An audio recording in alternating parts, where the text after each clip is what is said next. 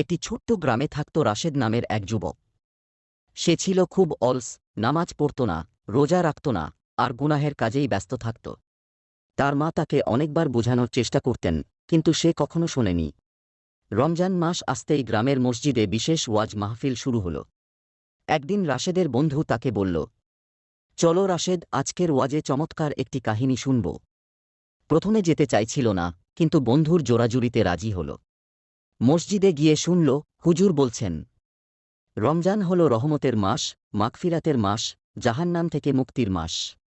এই মাসে যদি কেউ আল্লাহর কাছে ক্ষমা চায়, আল্লাহ তাকে ক্ষমা করে দেন। এই কথা শুনে রাশেদের হৃদয়ে দাগ কাটল। তার মনে পড়ল সে কত বড় গুনাহগার। সে চোখের পানি ফেলতে লাগল এবং সেদিনই সিদ্ধান্ত নিল, এবার রমজানের প্রতিটি দিন সে রোজা রাখবে, 5 ওয়াক্ত নামাজ পড়বে এবং সত্যিকার মুসলমানের মতো জীবন কাটাবে। রমজান শেষে ঈদের দিন